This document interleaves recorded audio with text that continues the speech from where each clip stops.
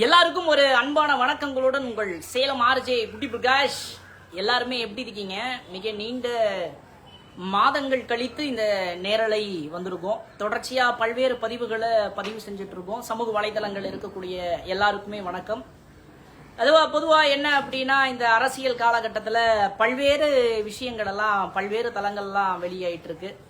நல்ல நல்ல செய்திகளை நாள்தோறும் பகிர்ந்து கொண்டே இருக்கிறோம். அப்படிங்கிற ஒரு கட்டத்தில் ஓட்டுநர்களுக்கு இந்த சமூகத்துல மதிப்பு இருக்கா அப்படின்னு கேட்டா இன்னும் தேடலாதான் இருக்கு. இன்னைக்கு என்ன அப்படின்னா, ஓட்டுநர்களுக்காக பல்வேறு நபர்கள் கொடுத்து கொண்டிருக்கிறார்கள். சரி, ஓட்டுநர்கள் ஒரு நாள் அப்படிங்கறத வாரந்தோறும் பகிரலாம் அப்படின்னு சொல்லிட்டு நிறைய விஷயங்களை தேர்ந்தெடுக்கும் பொழுது நிறைய ஓட்டுநர்கள் இங்க நிறைய விஷயங்கள் செஞ்சிட்டு இருக்காங்க. பல பேருக்கு நன்மைகள் செஞ்சிட்டு இருக்காங்க. பல பேர் ஓட்டுநர்களுடைய வாழ்க்கையே கேள்விக்குறியாக இருக்கிறது. அப்படிங்கிற இந்த காலகட்டத்தில் பல்வேறு விஷயங்களை பகிர்வதற்காக இந்த நேரலை. எல்லாருமே நலமா இருப்பீங்க அப்படின்னு நினைக்கிறேன். அதாவது ஓட்டுநர் அப்படின்னாலே ஓட ஓடு உழைப்பவர்கள், ஓயாமல் இருப்பவர்கள், இடிகின்றாலும் மழைகின்றாலும் அவர்களுக்கு வாகனம் தான் தாய் தந்தை. இந்த நேரலை எதற்காக அப்படின்னா, இந்த சமூகத்துல ஓட்டுநர்கள் எல்லாருமே பாதிக்கப்படுறாங்க. ஆனா எல்லா தரப்புமே சொல்றது என்ன அப்படின்னா, ஓட்டுநர்களுக்கு ஒற்றுமை வேணும் அப்படின்னு சொல்றாங்க. நான் சமூக வலைதளங்கள்ல கிட்டத்தட்ட ஒரு இந்த இன்ஸ்டாகிராமா இருக்கட்டும், மற்ற சமூக வலைதளங்களா இருக்கட்டும், எல்லா இடத்துலயும் பார்க்கும்போது அப்பப்ப வணக்கம் நண்பர்களே அப்படின்னு சொல்லிட்டு ஒருத்தர் ஆரம்பிப்பாரு. ஓட்டுநர்களுக்காக நிறைய விஷயங்களை பகிர்ந்து கொள்வதற்காக ஒரு ஆரம்பிப்பாரு. அவர் வேற யாரும் இல்ல, தேனியை சார்ந்த தங்கபாண்டி அவர்கள். சமூக வலைதளங்கள்ல அவர் எல்லாருமே பார்த்திருக்கலாம் அப்படின்னு நினைக்கிறேன். அவர்கிட்ட தொடர்பு கொண்டு கேட்கும் பொழுது, ஒரு நாள் நம்ம நேரலை செய்வோம் அப்படின்னு சொல்லும் பொழுது, அவர் கிட்டத்தட்ட சென்னை, மதுரை, தேனி, சேலம், திண்டுக்கல், திடீர்னு பார்த்தா மகாராஷ்டிரா போயிடுறாரு. இந்த சைடு டெல்லி போயிடுறாரு. திடீர்னு பார்த்தா கலெக்டர் ஆபீஸ்ல இருக்கிறாரு. திடீர்னு பார்த்தா போலீஸ் ஸ்டேஷன்ல இருக்கிறாரு. திடீர்னு பார்த்தா சேலத்துல இருக்கிறாரு. இப்படி எல்லாருமே சொல்லி கொண்டிருந்தாலும் கூட இன்றைக்கு நம்மளுடைய இணைந்திருக்கிறார் TNADA, Tamil Nadu all driver association உடைய மாநில தலைவர், உறுப்பினர், இன்னும் பல பொறுப்புகளை அவர்கிட்ட சொல்லிக்கிட்டே இருக்கலாம். இருந்தாலும் அந்த சங்கத்துல முதன்மையா செயல்படக்கூடிய மனிதர், ஓட்டுநர்களுக்காக குரல் கொடுக்கக்கூடிய மனிதர் தங்கபாண்டி அண்ணா. வாங்க, அப்படியே வணக்கம். வணக்கம் மக்கள்கிட்ட வணக்கம் சொல்லுங்க. வாங்க வாங்க, இப்படி வாங்க. வணக்கம் நண்பர்களே. எப்படி இருக்கீங்க? முன்னாடி வாங்க, அப்பதான் சவுண்ட் கேட்கும். எப்படி இருக்கீங்க? வணக்கம் நண்பர்களே. நல்லா இருக்கேன். நல்லா இருக்கீங்களா? சரி, பொதுவா இந்த பயணங்கள் அப்படிங்கிற ஒரு விஷயம், எப்படி ஒரு டிரைவர்னா யாரு அப்படிங்கறத ஃபர்ஸ்ட் நீங்க அங்க மக்கள்கிட்ட சொல்லுங்க. டிரைவர் அப்படின்றது யார் அப்படின்னு கேட்டா, டிரைவர்களுக்கு இதை சொல்லி தெரியப்படுத்த வேண்டிய அவசியம் இல்லை. இருந்தாலும் இந்த நாட்டினுடைய முதுகெலும்பு. முதல் நபர் கண்ணுக்கு தெரிஞ்ச கடவுள் விவசாயி, இரண்டாவது நபர் நம்ம நாட்டை பாதுகாக்கக்கூடிய ராணுவ வீரர்கள், மூன்றாவது நபர் அப்படின்னு எடுத்துக்கிட்டா ஓட்டுநர்கள். ஓட்டுநர்கள் இல்லாம ஒரு நாட்டினுடைய வளர்ச்சியும் கிடையாது. ஒவ்வொரு மக்களினுடைய தேவைகளும் பூர்த்தி அடையாது. அரசாங்கம் முதல் கொண்டு பொதுமக்கள் வரை முழுக்க ஒரு நபரை சார்ந்து இருக்காங்க அப்படின்னா கண்டிப்பா விவசாயி, ராணுவம், அதற்கு அடுத்தபடியாக ஓட்டுநர்களை சார்ந்துதான் இருக்காங்க. அந்த அளவுக்கு புனிதமான ஒரு துறை இந்த ஓட்டுநர் துறை. சரி, ஓட்டுநர் சங்கத்துல ஒண்ணு வச்சு நடத்திட்டு இருக்கீங்க, ஓட்டுநர் சங்கம் அப்படின்னு, TN ஆல் டிரைவர் அசோசியேஷன். எதற்காக இந்த சங்கம் ஆரம்பிச்சீங்க? எனக்கு தெரிஞ்சு தமிழ்நாட்டுல இப்படி வாங்க மக்கள் பாக்குறாங்க. எனக்கு தெரிஞ்சு தமிழ் ஏன் கேக்குறேன்னா, இது உங்களை வச்சுதான் கேட்கணும்னு நினைச்சேன். இது பல பேருக்கு புரியும் அப்படின்னு நினைக்கிறேன். தமிழ்நாட்டுல நிறைய நபர்கள் ஓட்டுநர் சங்கம் அப்படின்னு சொல்லிட்டு ஒண்ணு இருக்காங்க. அந்த ஓட்டுநர் சங்கத்துல போய் இணைச்சிக்கிறாங்க. அந்த ஓட்டுநர் சங்கத்துல நிறைய சலுகைகள் எல்லாம் கொடுக்கறாங்க, நிறைய விஷயங்கள் எல்லாம் பண்றாங்க, நிறைய உதவிகள், நிறைய சங்கங்கள் எல்லாம் பண்ணிட்டு இருக்காங்க. நம்ம அந்த சங்கங்களை பற்றி நம்ம பேசல. உங்க சங்கம் என்ன பண்ணுது? ஓட்டுநர்களுக்கு என்னென்ன நன்மைகளை நீங்க செய்யறீங்க, எதற்காக ஆரம்பிச்சீங்க அப்படிங்கறத விளக்கத்தை கொடுக்க முடியுமா? தாராளமா கொடுக்க முடியும். கேட்கறதுக்கு முன்னாடி என்னன்னா, உங்களுடைய இன்ஸ்டாகிராம் பக்கத்துல எல்லாம் பார்க்கும்போது நிறைய விஷயங்களை பகிர்ந்துக்கிறீங்க. நிறைய டிரைவர்கள் எல்லாம் இப்படி இருக்கணும், டிரைவர்கள் எல்லாம் அப்படி இருக்கணும், டிரைவர்களுக்கு இந்த நன்மைகள் கிடைக்குது, டிரைவர்களுக்கு அப்படி எல்லாம் நடக்குது, டிரைவர்களுக்கு குரல் கொடுக்கணும், டிரைவர்கள் இறந்து போயிடுறாங்க அப்படின்னு சொல்லிட்டு தொடர்ச்சியான போராட்டத்தை முன்னெடுத்து சமூக வலைதளங்கள் வாயிலா நீங்க முன்னெடுத்து கொண்டு போறீங்க. நிறைய பேர் கள போராளிகள் களத்துல நின்று போராடுறாங்க. நீங்க சமூக வலைதள போராளியா பேசி பேசி மாறிட்டீங்கன்னு வச்சுக்கோங்களேன். இருந்தாலும் அப்பப்ப தமிழ்நாட்டுல நடக்கக்கூடிய பிரச்சனைகளுக்கும் சரி, மற்ற இடங்களுக்கும் சரி, டிரைவருக்கு எங்கேயாவது ஒருத்தர் அடிபட்டாலோ, இதை மற்ற மாநிலங்கள் அடிபட்டாலோ ஒரு விஷயத்தை எப்படி கேதர் பண்ணி அதை கொண்டு போறீங்க? அதாவது இப்போ ஒரு இடத்துல ஒரு பிரச்சனை நடக்குதுன்னா எந்த ரூபத்திலாவது அது என்னுடைய பார்வைக்கு வந்துருது. உங்க பார்வைக்கு வந்துருது. இப்ப கிட்டத்தட்ட ஒரு 4 ஓட்டுநர்கள் இறந்து அவங்க உடம்ப வந்து நம்ம ஊருக்கு கொண்டு வர முடியாத சூழ்நிலைகள் இருந்துச்சு. சரி. அத ஓட்டுநர்கள் வழியாக எனக்கு அந்த தகவல் தெரியப்படுத்தவும் அங்க இருக்கிற நபர்கள்ட்ட பேசி அந்த உடல்களை நம்ம ஊருக்கு கொண்டு வர்றதுக்கான வழிவகை நம்ம செஞ்சு கொடுத்திருக்கோம். இங்க வந்து அவங்க குடும்பத்துக்கும் நிதியுதவி திருட்டி கொடுத்திருக்கோம். இது ஒரு பக்கம். அதாவது கொஞ்சம் வலைதளங்கள்ல என்னுடைய நம்பர் இருக்கிறதுனால ஒரு இடத்துல ஒரு பிரச்சனை அப்படின்னா அதை என்னுடைய பார்வைக்கு கொண்டு வந்துடுறாங்க. அதன் வழியாக நான் செஞ்சு கொடுத்துறேன். சார், டிரைவர்னா யாரு முதல்ல? டிரைவர் முழுக்க எப்படி சொல்றது, அதாவது டிரைவர் அப்படின்னாலே சொல்லப்படாத ஒரு சாபம் நிறைந்த ஒரு இனம் ஓட்டுநர் இனம். சாபம் நிறைந்த இனம். ஆனா அதுக்கு அவ்வளவு முக்கியத்துவமும் இருக்கு. ஆனா அதை யாருமே இப்ப பேசுறது இல்ல. ஆனா ஓட்டுநர்களை கீழேயே வச்சு பழக்கி அதே நிலைமைக்கு கொண்டு வந்துட்டாங்க. இத மாத்தணும்ன்றதுக்கான முயற்சி எடுத்துட்டு இருக்கீங்க. இப்ப டிரைவர் அப்படின்னா நிறைய இடங்கள்ல எல்லாம் கஷ்டப்பட்டு இருக்காங்க. டிரைவருடைய வாழ்க்கை எப்படின்னா அவங்களுக்கு பர்சனலா கேக்குறேன். இப்ப பொதுவா டிரைவர்னா கஷ்டப்படுறாங்க, போறாங்க, அவங்களுக்கு சம்பாரிச்சாதான் காசு, வீட்டுக்கு உயிரோட வந்தாதான் அவங்களுக்கு பெற்ற பிள்ளைக்கு தகப்பன், தாலி கட்டிய மனைவிக்கு தகப்பன், கணவன் அப்படின்னு எல்லாமே இருந்தாலும் கூட அவங்க பர்சனல் லைஃப்ல எதனால அதிகமா ரொம்ப பாதிக்கப்படுறாங்கன்னு நீங்க நினைக்கிறீங்க? ஒரு ஓட்டுநர் பார்வையில. ஓட்டுநரா அதனுடைய பார்வையில கேக்குறீங்க. இப்ப லோக்கல்ல இருக்கிற ஓட்டுநர்களை வந்து நம்ம அவ்வளவா பேச வேண்டாம். ஏன்னா அவங்களுடைய இத ஆட்டோ, கார், வேன், பஸ் எல்லா இடத்துலயும் டிரைவர்கள் இருக்காங்க. இவங்க பூராமே டிரைவர் கேட்டகரி தான். இருந்தாலும் இவங்க வந்து பார்க்காத அளவுக்கான பிரச்சனைகளை இவங்க சரௌண்டிங்ல இருந்து தனிப்பட்ட ஒரு முறையில வாழக்கூடிய வாழ்க்கை அப்படின்னு பார்த்தா நேஷனல் பெர்மிட் லாரி ஓட்டுற அந்த டிரைவர்களுடைய வாழ்க்கை மிகவும் கேள்விக்குறியானது, கேவலமானது, ஆபத்தானது, சொல்ல முடியாத அளவுக்கு வலிகள் நிறைஞ்ச ஒரு வாழ்க்கை நேஷனல் பெர்மிட் வாகனம் ஓட்டுற டிரைவர்களுடைய. அதாவது மாநில தமிழ்நாடுல இருந்து கேரளா போறவங்க, கேரளா, கர்நாடகா அந்த பார்டருக்கு போற லாரி டிரைவர்களை சொல்றீங்க. வெளி மாநிலம் ஓட்டக்கூடிய நபர்கள். வெளி மாநிலங்கள் ஓட்டக்கூடிய நபர்கள். ஏன் அதுல என்ன அப்படி ஒரு கஷ்டங்கள் இருக்கு? அப்படி அதை நான் கொஞ்சம் தெளிவா தெரியப்படுத்தணும். தாராளமா சொல்லலாம். அதாவது டிரைவர் இப்ப வண்டிய நம்ம இங்க இருந்து எடுத்து கிளம்பிட்டோம் அப்படின்னா அதர் ஸ்டேட்டுக்குள்ள போயிட்டோம் அப்படின்னாலே முழுக்க முதல் நம்மளுடைய உயிருக்கு உத்தரவாதம் இல்ல, பாதுகாப்பு இல்ல. நமக்கான பாதுகாப்பு கேடயம் அப்படின்ற ஒண்ணு நம்ம கிட்ட கிடையாது. முதல் விஷயம். இரண்டாவது, அவசர தேவைகள், ஒரு மனிதனுடைய உடல் உபாதைகள் 5 நம்ம சொல்லலாம்.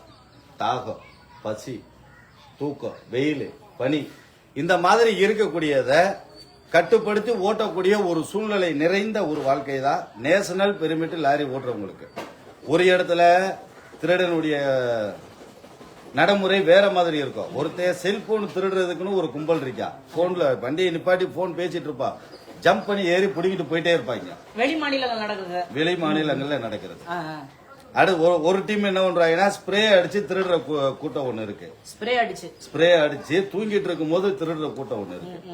இன்னொரு கூட்டம் என்ன அப்படின்னா வண்டிக்குள்ள ஏறி கத்திய வச்சு நம்ம காலில் குத்தி நம்ம கிட்ட இருக்கிற பணம் பொருளை எல்லாத்தையும் புடுங்குற கூட்டம் ஒண்ணு இருக்கு. சரி, நீங்க என்னையாவது அனுபவப்பட்டிருக்கீங்களா? அப்படியே என் கையில பார்த்தாலே தெரியும். இந்த விரல்ல வெட்டு விழுந்திருக்கா? இந்த விரல்ல இந்த விரல் துண்டா வந்திருக்கும். இந்த இடத்துல வெட்டு விழுந்திருக்கும். சரிங்களா? இதெல்லாம் எனக்கு அருவா வெட்டு தான். கத்திக்கு 7 பேரு. நான் இன்னைக்கு சிங்கிள் உருளைக்கிழங்களோடு கையில 1.5 லட்சம் ரூபாய் பணம் வேற கையில இருக்கு. எம்பியில இண்டூர்ல இருந்து ஏத்திட்டு வந்தேன் மதுரைக்கு. ஆமா, ஏத்திட்டு வரும்போது கரெக்டா நம்ம நகரை தாண்டி வரும்போது நான் டைமிங்களோடு வந்தாகணும். 7 பேரு. அன்னைக்கு நிலைமைக்கு அவங்க கையால நான் இறந்திருக்க வேண்டியவன் செத்தாலும் 2 பேரு நம்ம கூட துணைக்கு கூட்டிட்டு போய் அடையாளம் காமிச்சிட்டு சாகணும்னு சொல்லி இறங்கி நின்று ஃபைட் பண்ணேன். அதனால வெட்டுக்காயங்கள் விளைவிச்சு தாக்குனதுல பயந்துட்டு அவங்க ஓடிட்டாங்க. அன்னைக்கு அதன் அடிப்படையில நான் தப்பிச்சேன். இந்த மாதிரி மோட்டார்ல டிரைவர்கள் கிட்ட இருக்கிற செல்போனு, பணம், இது தாண்டி லோடு அதை திருடுறதுக்குன்னு ஒரு கூட்டம், இதை தாண்டி வண்டியில இருக்கிற டயரை கழட்டுறதுக்குன்னு ஒரு கூட்டம். இதையெல்லாம் சமாளிச்சு போகும்போது அந்த பக்கம் இருக்கிற காவல்துறையா இருக்கட்டும், போக்குவரத்து துறையா இருக்கட்டும், இவங்க கிட்ட இருந்து வர்ற பிரஷர் ஒரு பக்கம், அவங்களால வர்ற துன்பங்களும் ஒரு பக்கம். இதையும் தாண்டி சேல் டாக்ஸ்ன்ற பேர்ல நிக்கிற சேல் டாக்ஸும் சரி, சேல் டாக்ஸ் சொல்லி போலியா நிக்கிறவங்களும் சரி, இவங்களுடைய பிரச்சனைகள் ஒரு பக்கம். அது போக ரவுடி மாமூல்னு ஒரு டிக்கெட் இருக்கும். ரவுடி மாமூல் பகிரங்கமா போலீஸ் மாதிரியே நின்று வாங்குவாங்க. போலீஸே நின்று இருந்தாலும் கேட்க மாட்டாங்க. ஓட்டுநர் அடிக்கிற கும்பல் எல்லாம் உங்களுக்கு தெரியும். ஏ டு ஜெட் எல்லாத்தையும் பார்த்துட்டு தானே போறாங்க. லைன் வண்டி ஓட்டுற எல்லாருக்குமே தெரியும் அதனுடைய வாழ்க்கை என்ன அப்படின்னு. இதெல்லாம் நம்ம சமாளிக்கிறோம். இதெல்லாம் சமாளிச்சு முடிச்சோம் பார்த்தோம்னா லோடு இறக்கினா வாடகை வாங்காம அவங்கனால உருவாகுற ஒரு பிரஷர் ஒரு பக்கம், டிரான்ஸ்போர்ட்டுக்காரங்கனால ஒரு பிரச்சனை, இப்படி சொல்ல முடியாத பிரச்சனைகள் எல்லாமே அந்த மன அழுத்தம் பூராமே ஓட்டுநர்கள் மண்டக்குள்ளதான் இருக்கும். இந்த கோபத்தை பூரா வெளியில இருக்கிற நபர்கள்ட்ட காட்ட முடியாம வீட்டுல இருந்து சொந்த பந்தம்னு போன் போடுறவங்ககிட்ட மட்டும்தான் காட்ட முடியும். வீட்டுல இருக்கும்போது நிம்மதியா இருக்க முடியாது, வண்டியில இருக்கும்போது வீட்டுல இருந்து போன் போட்டாலும் நிம்மதியா அவங்க கிட்ட நம்ம பேசக்கூட முடியாது. உணவு முறைகள் எல்லாம் எப்படி லாரியிலேயே சமைச்சு சாப்பிட்டுப்பாங்களா? அது ரொம்ப கஷ்டமா? ஏன்னா ஒரு நாள்ல வந்து லாரியில வெளி மாநிலங்களுக்கு ஒரு 7 நாள் போகும்போது அங்கேயே தான் உட்காந்து சாப்பிடக்கூடிய எல்லாமே இருந்தது. ஒரு 2 வருடங்களுக்கு முன்னாடி போயிருந்தேன். அப்ப அந்த ஒரு 6 அடி வாழ்க்கை கூட இல்ல. நம்ம புதைச்சா கூட 6 அடியில புதைப்பாங்க. ஆனா லாரியில படுத்துக்கிட்டு கீழே சமைச்சுக்கிட்டு அந்த ஸ்டவ்ல பத்த வச்சுக்கிட்டு அங்கேயே எல்லாருமே சமைச்சு சாப்பிடுறாங்க. அது எல்லாருமே விரும்பி வாழக்கூடிய வாழ்க்கையை அவங்க மாறிட்டாங்களா இல்ல இதுதான் வாழ்க்கைன்னு அப்படியே ஏத்துக்கிட்டாங்களா? அதுதான் எங்களோட வாழ்க்கை. அதை நாங்க ஏத்துக்கிட்டீங்க. இதுல நிறைய டிரைவருங்க என் ஃப்ரெண்டேவோ உடம்புக்கும் முடியல, ஆனா அந்த லோடு வந்து டைமிங் லோடு போயாகணும், வேற வழியில குளுக்கோஸை வாங்கி ட்ரிப்ஸை ஏத்தி மேஜையில குளுக்கோஸை போட்டுட்டு ட்ரிப்ஸை ஏத்திக்கிட்டே வந்து ஓட்டிட்டு வந்த டிரைவர்கள்லாம் இருக்காங்க. இந்த மாதிரி நிலைமை எங்களுடைய லைஃப்ல, அதாவது நேஷனல் பெருமிட்ட ஓட்டுறவங்க லைஃப்ல இது சாதாரணம். எனக்கு ஒரு தடவை பம்பாய் சிட்டிக்குள்ள போயிட்டு இருக்கோம். அந்த டைமுக்குள்ள நாங்க போயாகணும் பீவண்டிக்கு. ஆனா வயிற்றால போயிட்டு இருக்கு, வயிற்று கடுப்பு போயிட்டு. என்ன சாப்பிட்டீங்க? அப்படியே ஒண்ணுமே சாப்பிடல, அதனாலதான் போகுது. செய்யாதான் குடிக்கிறோம். டைமிங்களோட பம்பாய் பீவண்டி கோன் மண்டல் ஓட்டுவோம். அந்த டைமிங்குள்ள போன ஏகப்பட்ட கடுப்பிடிகள் இருக்கு. வயிற்று போக்குக்குள்ள போகும்போது கூட இதை பார்ப்போமா அதை ஓட்டுவோமானா அப்பயும் உடல்ல இருக்கிற அந்த பிரச்சனைகளை சரி கட்டி சமாளிக்கக்கூடிய அளவுக்கான உடலா நம்ம உடல் மாறிடும். சாப்பாடுன்றது நேரத்துக்கு கிடையாது. எங்களுக்கு அல்சர் இந்த மாதிரி பிரச்சனையே கிடையாது. ஏன்னா எங்களுக்கு குடலுக்கே தெரியாது நாங்க எப்ப சாப்பிடுவோம் எப்ப தூங்குவோம் அப்படின்றது. எங்களுடைய உடலே மாறிடும். அதான் சொல்றேன்ல, பஞ்சபூதம் 5ன்ற மாதிரி எங்க உடம்புல இருக்கிற 5 விஷயங்களை எங்களாலேயே கட்டுப்படுத்த முடியும். தூக்கத்தை கட்டுப்படுத்த முடியும், உணவை கட்டுப்படுத்த முடியும், யூரின் போறதை நாங்க கட்டுப்படுத்தி நிப்பாட்ட முடியும், வேர்வையை கட்டுப்படுத்தி, பனி, வெயில், இன்ஜின் ஹீட்டு, வெளியில இருந்து அடிக்கிற வெயில், இது அனைத்தையுமே கட்டுப்படுத்தக்கூடிய திறமை உள்ள ஒரு நபர்கள் அப்படின்னா நேஷனல் பெர்மிட் லாரி ஓட்டுநர். இதுல 2 விஷயங்கள லோக்கல்ல இருக்கிறவங்க சமாளிப்பாங்க. அதாவது கார், வேன், பஸ், லாரி ஓட்டுறாங்க இல்லையா, இவங்க சமாளிக்க முடியும். இந்த 5 விஷயத்தையும் சமாளிக்கக்கூடிய நபர்கள் வெளி மாநில வாகன ஓட்டுநர். சரி, நீங்க லாரி ஓட்டுறதும் எனக்கு ஒண்ணு ஞாபகம் வருது. என்ன அப்படின்னா, இப்ப சமீபத்துல வந்து என்ன அப்படின்னா, நம்ம யாரையும் வந்து தாக்கி எல்லாம் பேச போறது கிடையாது, யாரையும் வந்து நேரடியாவும் நம்ம பேசக்கூட கிடையாது. சமூக வலைதளங்கள்ல பார்த்தா, நீங்க சமூக வலைதளங்கள் இருக்கீங்கன்னு நினைக்கிறேன். இந்த டிரைவர்களுக்கு மைலேஜ் போட்டி அப்படின்னு சொல்லிட்டு 1 லட்சம் பரிசு 2 லட்சம் பரிசு அப்படின்னு சொல்லிட்டு டிரைவர்களுக்கு போட்டி வச்சு இப்ப நான் பார்த்தது உண்டு. இப்ப அது வந்து வரவேற்கக்கூடியதா இல்ல அவங்க உயிரோட விளையாடக்கூடிய ஒரு விளையாட்டா பார்க்கலாமா? ஏன்னா பார்க்கக்கூடிய பார்வையாளர்களுக்கு என்ன அப்படின்னா, டிரைவர் வந்து மயில போட்டி நடத்துறாங்க, திடீர்னு ஏதாவது இழப்புகள் ஏற்பட்டா அதுக்கு என்ன பொறுப்பு அப்படிங்கிற பார்வை நிலையில் இருக்கு. இது வந்து சரி அப்படின்னு ஒரு டிரைவரா நினைக்கிறீங்களா? ஓபனா பேசினா அதுல இருந்து கண்டிப்பா பிரச்சனைகள் வரும். தாராளமா பேசலாம். சரி, ஓகே. இப்ப ஒரு கம்பெனி ஒரு வண்டியை மேனுபேக்சரிங் பண்ணும்போது அந்த வண்டியினுடைய இன்ஜின் அதனுடைய தரத்திற்கு இந்த மைலேஜ் தான் கிடைக்கும் அப்படின்னு சொல்லி ஒரு கம்பெனி நிர்ணயம் பண்ணி கொடுக்குறாங்க. சரி, அப்படி இருக்கும்போது ஒரே கம்பெனி ஒரே இதுலதான் வண்டி ரெடி பண்ண. இப்ப அசோக் லைலாண்ட் கம்பெனி வண்டி இருக்கு, ஒரு 10 வண்டி ரெடி ஆகுது. அந்த 10 வண்டியை எடுத்து ட்ரையல் பாக்குறாங்க. அந்த 10 வண்டியில என்ன மைலேஜ் வரும்? அவங்க கொடுத்துருக்கிற மைலேஜ் தானே வரும். கொடுத்துருக்கிற மைலேஜ் தானே வரணும். ஒரு வண்டிக்கு ஒரு வண்டி மைலேஜ் வித்தியாசமா வருது அப்படின்னா அது யார் கையில இருக்கு? கம்பெனி கையில இருக்கு. ஒண்ணு. இன்னொன்னு, டிரைவருக்கு மைலேஜ் எடுக்க முடியும். மைலேஜ் எடுக்கிறதுக்கான சூட்சுமம் டிரைவர்களுக்கு தெரியும். ஆனா அந்த மைலேஜ் எடுக்கிறதுக்காக அவங்க அங்க செலவு பண்ண வேண்டியது அவங்களுடைய உயிரை பணயமா வைக்கணும். எப்படி உயிரை பணயமா வைக்கணும்? கம்பெனி கணக்குங்க கொடுக்கக்கூடிய அந்த ரூல்ஸ் பிரகாரம் வண்டி ஓட்டினா எல்லா வண்டியும் ஒரே மைலேஜ் தான் வரும். அந்த ஒரே மைலேஜ் கொடுக்கறத ஏத்துக்கிற நிலைமையில போனவர்கள் இருக்காங்களா? இல்ல. ஏன்னா இன்னைக்கு மோட்டார் எண்ணினுடைய தொழில் ரொம்ப கீழே போயிருச்சு, கிட்டத்தட்ட அழிகிற கண்டிஷன்லயே இருக்கு. அதை உருவாக்கி கொண்டு வந்தவங்களும் அதுல இருக்கிறாங்க, அவங்க அதுல இருக்காங்க. ஏன்னா அவங்களும் அதுக்கு ஒரு காரணம். அவங்க நினைச்சிருந்தா இதை அழகா கொண்டு போயிருக்கலாம். மோட்டார் தொழிலை இன்னைக்கு கொடி கட்டி பறக்கக்கூடிய நிலைமைக்கு கொண்டு வந்திருக்கலாம். இன்னைக்கு இந்த மோட்டார் தொழில் அதல பாதாளத்துல வாழ்வாசாவான்னு கிடைக்கிற இடத்துல அவங்களும் ஒரு பங்காளி தான். அதனால அதை நம்ம பேச வேண்டாம். இந்த மைலேஜ் மைலேஜ் மைலேஜ் இல்ல, நான் என்ன கேக்குறேன் அப்படின்னா, இது மாதிரி போட்டி வைக்கிறது அவங்க உயிரோட விளையாடுற மாதிரி நினைக்கிறேன். அதான் கேக்குறேன் நான். அதேதான் நம்ம சொல்றேன். யாரையும் வந்து டிரைவர் நம்ம பேசல. இருந்தாலும் வந்து இந்த மாதிரி போட்டி எல்லாம் வைக்கிறீங்களா, அதை வரவேற்கிறீங்களா, எதிர்க்கிறீங்களா? அவ்வளவுதான்.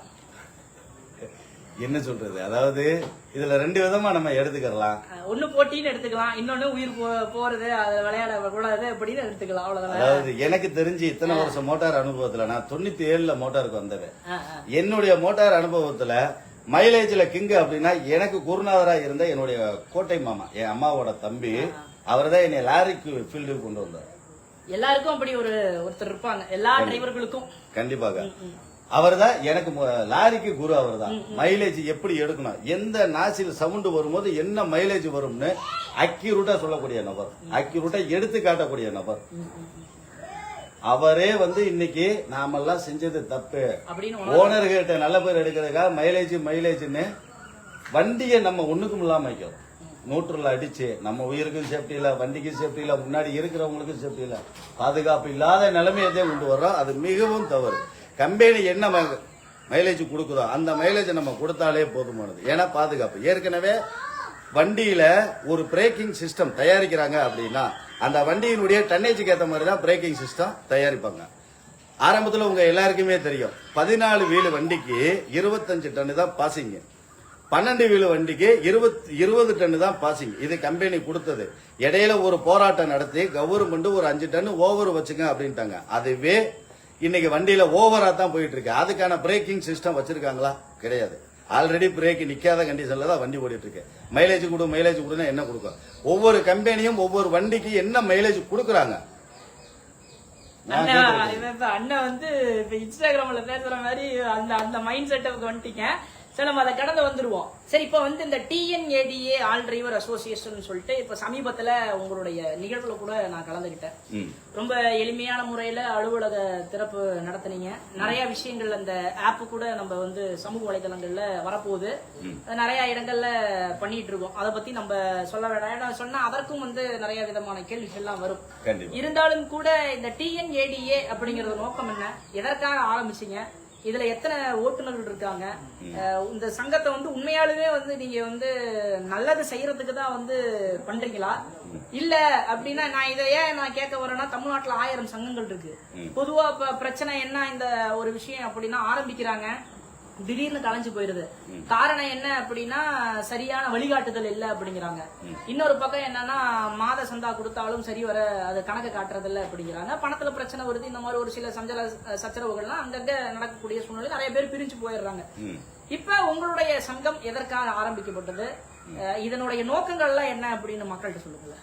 ஓகே, அதாவது TN ஆல் டிரைவர் அசோசியேஷன் அப்படின்றது உருவானதுக்கான முதல் காரணம் நான் இப்ப கையில காமிச்சேன் பாத்தீங்களா, என்னுடைய கையில பாருங்க, இந்த இடத்துல வெட்டுக்காயம் தெரியுதா, இந்த விரல், இந்த வெட்டு தெரியுது பாத்தீங்களா, இந்த விரல்லாம் துண்டாவே வந்துச்சு. இப்ப சொன்னேன் இல்லையா, உருளைக்கிழங்கோட ஏத்திட்டு வரும்போது 7 பேர் தாக்கப்பட்டப்ப நான் எதிர்த்து நின்று போராடி நான் தப்பிச்சு வந்திருக்கேன். அப்ப இந்த மாதிரி நடக்கும்போது அப்பதான் வந்து மோட்டார் ஃபீல்டு, வெளி மாநில மோட்டார் ஃபீல்ட்ல நடக்கக்கூடிய பிரச்சனைகளை பூரா நான் தெரிஞ்சுக்க ஆரம்பிச்சேன். அப்போ ஒவ்வொரு ஓட்டுநரும் இப்படி பாதுகாப்பு இல்லாம தன்னுடைய உயிரை, கேவலம் பணம், அந்த பேப்பருக்காக ஒரு மனிதனுடைய உயிரை இழக்கக்கூடிய அளவுக்கு இந்த இடத்துல ஓட்டுநர்களினுடைய வாழ்க்கை இருக்கு. இந்த சம்பவம் நடந்தப்ப முன்னாடி இருந்த ஹைவே பெட்ரோல் போலீஸ் கிட்ட போய் நான் கம்ப்ளைண்ட் கொடுத்தேன். அவங்க ஒரே வாரத்துல ஊர்ல போய் கம்ப்ளைண்ட் கொடுத்துக்க அப்படின்ட்டாங்க. அந்த காரணத்துக்காக நான் அங்க இருந்து இந்த கையை மடக்கி வச்சுட்டே வந்து தமிழ்நாட்டுல, நல்லா தெரிஞ்சுக்கங்க, மகாராஷ்டிராவில் வெட்டப்பட்ட கை தமிழ்நாடு வரைக்கும் அப்படியே வந்து தமிழ்நாட்டுக்குள்ள வந்துதான் இதுக்கான ட்ரீட்மெண்டே நான் எடுத்தேன். அந்த கையை கூட அன்னைக்கு என்னால விரிக்க முடியல.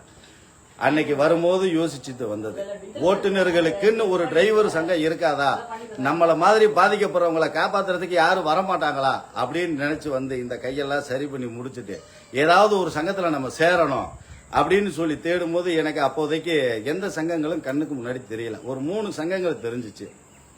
அப்ப சென்னையில ஒரு சங்கம், தமிழ்நாடு அனைத்து ஓட்டுநர்கள் அப்படின்னு சொல்லி, அதாவது அவர் பேர் வந்து மணிகண்டன். மணிகண்டன் சொல்லி ஒருத்தர் வச்சிருக்கிறதா என்கிட்ட தகவல் சொல்லியிருந்தாங்க. அவங்க கிட்ட நாங்க கூப்பிட்டு பேசணும். அப்ப ஆரணி குணசேகர் அண்ணன் சங்கம் வச்சிருக்கிறதா சொன்னாங்க. அவர்கிட்ட நான் பேசல. இந்த மணிகண்டன் என்றவர்கிட்ட பேசும்போது ஏகப்பட்ட கண்டிஷன்கள் சொன்னாங்க. ஒரு சங்கத்துல உறுப்பினராக சேர்றதுக்கே ஏகப்பட்ட கண்டிஷன் சொன்னாங்க. அதன் அடிப்படையில் சரி ரைட்டு இப்படியே கண்டிஷனை போட்டு நம்ம அவங்க கிட்ட போய் என்ன செஞ்சு நாளைக்கு இவங்க எப்படி நமக்கு உதவி பண்ணிடுவாங்க, சரி நமக்கானதை நாமளே உருவாக்குவோம். நம்மளுடைய தேவைகள், நம்மளுடைய பாதுகாப்புகள், நமக்கான பிரச்சனைகளை நாம சரி பண்ணணும் அப்படின்னா நம்ம நண்பர்களை பூரா பேசி நம்மளே இதை உருவாக்குவோம் அப்படின்ற முடிவு எடுத்தோம். அதன் அடிப்படையில் அன்னைக்கு நிலைமைக்கு எல்லாருக்கிட்டையும் பேச ஆரம்பிச்சோம். லைன் வண்டியில இந்த டீ சாப்பிட்ற இடத்துல நிக்கிற நண்பர்கள்ட்ட பூரா கூப்பிட்டு, ஆனா இந்த மாதிரி நம்ம வெளிமாநில ஓட்டுறவங்களுக்குன்னு இவ்வளவு பிரச்சனைகள் இருக்கு, இதுக்காக நம்ம ஒரு சங்கத்தை உருவாக்குவோம் அப்படின்னு சொல்லி பேசி அதன் வழியாக உருவாக்கப்பட்டதுதான் டிஎன் ஆல் டிரைவர் அசோசியேஷன் அப்படின்ற சங்கத்தை நம்ம உருவாக்குறதுக்கான அனைத்து வழிகளையும் எடுத்து 2018 சங்கம் பதிவு பண்றதுக்கு ரெஜிஸ்ட்ரேஷனுக்கு கொடுத்தோம். 2019 சங்கம் பதிவாகி ரெஜிஸ்ட்ரேஷன் நம்பர் வருது. நம்பர் வரும்போது நம்ம அன்னைக்கு வாட்ஸ்அப் குரூப்ல இருந்த நபர்கள்னு பார்த்தா 1.5 லட்சம் பேர் அன்னைக்கு வாட்ஸ்அப் குரூப்ல மட்டும் இருந்தாங்க. சங்கத்தினுடைய பதிவு எண் வர்றதுக்கு முன்னாடியே 1.5 லட்சம் உறுப்பினர்கள் நம்ம சங்கத்தினுடைய வாட்ஸ்அப் குரூப்ல இருந்தாங்க. நம்பர் வந்ததுக்கு அப்புறம் கிட்டத்தட்ட ஒரு 2,16,000 நண்பர்கள் நம்ம சங்கத்துல இணைஞ்சாங்க. 1864 வாட்ஸ்அப் குரூப் வச்சிருந்தோம். நண்பர்களை வச்சு சிறப்பான முறையில் செயல்பாட்டுக்கு போயிட்டு இருந்துச்சு. என்ன, அதாவது கோபத்திலையும் நம்மளுக்கு ஏதாவது நல்லது நடக்கணும்ன்ற எண்ணத்திலையும் சங்கத்தை உருவாக்கணும். நம்ம கூட இருக்கிறவங்களை கட்டமைக்காம, அவங்கள பத்தி தெரிஞ்சுக்காம, அவங்களுடைய குணாதிசயங்கள் தெரியாம அவங்க கையில பொறுப்புகளை கொடுத்ததுனால சங்கங்களுக்குள்ள சில குளறுபடிகள் வந்தது. இது உங்க சங்கத்துல மட்டும் இல்ல, தமிழ்நாட்டுல ஏகப்பட்ட சங்கங்கள் இந்த பிரச்சனை நடக்குதுன்னு சொல்லுங்க. இந்த விஷயம் நடந்ததுனால நான் உடனே அப்பயே என்ன பண்ணிட்டேன், சங்கத்தை நான் இப்ப ஸ்டாப் பண்றேன், நண்பர்கள் யாரும் இது பண்ண வேண்டாம் அப்படின்னு சொல்லி ஒரு 2 ஆண்டு காலம், கிட்டத்தட்ட ஒரு 3 வருஷமே சங்கத்தை ஸ்டாப் பண்ணி நிப்பாட்டிட்டு என்ன நான் சரி பண்ணணும், என்ன செய்யணும், என்ன செய்யக்கூடாது அப்படின்ற விஷயங்களை தெரிஞ்சுக்கிட்டு அதுக்கப்புறம் இப்ப 2024 1வது மாசம் யதார்த்தமா சங்கத்தை திரும்ப கொண்டு வரணும்ன்ற கான்செப்ட்ல வரல, ஹிட் அண்ட் ரன் சட்டம் வந்துச்சு. அதுக்காக குரல் கொடுக்கும்போது திரும்ப நண்பர்கள் பூரா இணைய ஆரம்பிச்சாங்க. திரும்ப இந்த சங்கத்தை நாம கொண்டு வந்திருக்கோம். இப்ப போன வருஷம் 2025 6வது மாசம் 20ஆம் தேதியில இருந்து சந்தா அப்படின்றது வாங்க ஆரம்பிச்சோம். இப்ப இன்னைக்கு தேதி என்ன, 4வது மாசம் 6ஆம் தேதி. இன்னும் 2 மாசம் இருக்கு. நம்ம சந்தா வாங்கி ஆரம்பிச்சு ஒரு வருட காலம் இருக்கு. ஆனா அடுத்த மாசம் 17ஆம் தேதி சங்கத்தினுடைய வரவு செலவு கணக்கு கொடுக்கறதுக்காக பொதுக்குழு மீட்டிங் நாமக்கல்ல சங்கத்தினுடைய பொதுக்குழு மீட்டிங்கே ஆரம்பிச்சிருக்கோம். ஏன்னா இப்ப நீங்க சொன்னீங்க இல்லையா, நிறைய பேர் சந்தா வாங்குறாங்க, கணக்கு வழக்கு இல்ல, அது இல்ல இது இல்ல. நான் இதை ஏன் கேட்கறேன் அப்படின்னா, நிறைய பேர் நானே இந்த டிரைவர்களுக்காக குரல் கொடுக்கும் போது சரி, நிறைய விஷயங்கள் பகிரும் போது சரி, மற்ற இடங்களுக்கு போகும்போது சரி, இது காமனாவே ஒரு பிரச்சனையாவே இருக்குது. பொதுவா இந்த ஓட்டுநர்களுக்கு ஒற்றுமை இல்லை அப்படிங்கிறது அடுத்த விஷயம். ஓட்டுநர்கள் ஓட்டுநர்களுக்கு நல்லது செய்யும் போது அவங்களுக்குள்ளேயும் ஒரு ஒற்றுமை இல்லையே அப்படிங்கிற ஒரு ஆதங்கம் எனக்குள்ள இருக்கு. அதனால கேட்டேன். கண்டிப்பா அந்த தகவலை நான் தெரியப்படுத்துறேன். இப்ப இந்த மாதிரி நம்ம சங்கத்தினுடைய வரவு செலவு கணக்குகள் நம்ம ஓப்பனாவே வருடம் தெரியப்படுத்துறோம். இப்ப அடுத்து வர போற மாசத்துல நம்ம தெரியப்படுத்துறோம். இது நம்ம சங்கத்தினுடைய நிலைப்பாடுகள். இப்ப நீங்க சொன்னீங்க பாத்தீங்களா, நிறைய பேர் சங்கம் உருவாக்குறாங்க போயிடுறாங்கன்னு. நம்ம சங்கத்துல ஒரு நிர்வாகியாகவும் உறுப்பினராகவும் பயணிச்சுட்டு இருந்து வெளியில போன நபர்களே இப்ப வரைக்கும் 30 சங்கம் உருவாக்கி இருக்காங்க. 30 சங்கத்து பேரையும் சொல்லணும்னால நான் சொல்றேன். யார் யாருன்னு பேர் லிஸ்ட் முதற்கொண்டு சொல்லி இல்ல, அதெல்லாம் வேணாம். எப்படியும் சம்பந்தப்பட்டவங்க பாப்பாங்க. அதாவது என்ன விஷயம்னா, ஓட்டுநருக்கு நல்லது செய்யணும் அப்படின்ற நினைப்புல இருக்கிற நண்பர்கள் நிலைச்சு நிக்கிறாங்க நம்ம கூட. கண்டிப்பா.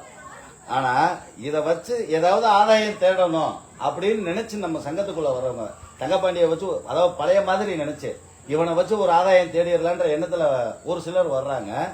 என்னை வச்சு ஆதாயம் தேட முடியாது அப்படின்றது அவங்களுக்கு தெரிஞ்ச உடனே என்னை விட்டு வெளியில போய் என்ன தவறா இல்ல. இந்த பிரச்சனை எல்லா சங்க தலைவர்களுக்கும் இருக்குன்னு நினைக்கிறேன். கண்டிப்பா உங்களோட பிரச்சனை அவர்களை பயன்படுத்திக்கலாமா அப்படிங்கும் போது இது எல்லா சங்கத்திலும் இருக்கக்கூடிய பிரச்சனைகளுக்கு இந்த பிரச்சனை நடக்குது. கண்டிப்பா. இப்ப நம்ம சங்கத்துல மது அருந்து பதிவு போடக்கூடாதுன்னு சொல்லுவோம்.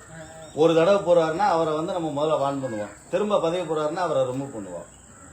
அவர் என்ன பண்ணுவாரு, வெளியில போய் வலைதளங்கள்ல நம்மளை பத்தி தப்பாதான் பேசுவோம். இந்த மாதிரிதான் அதாவது நம்ம சங்கம்னு கிடையாது, எந்த சங்கமா இருந்தாலும் சரி, ஒரு சங்கத்துக்கான சட்டத்திட்டம்னு ஒண்ணு இருக்கும். அதை கரெக்டா கடைபிடிச்சு வந்தாங்க அப்படின்னா பிரச்சனை இல்லை.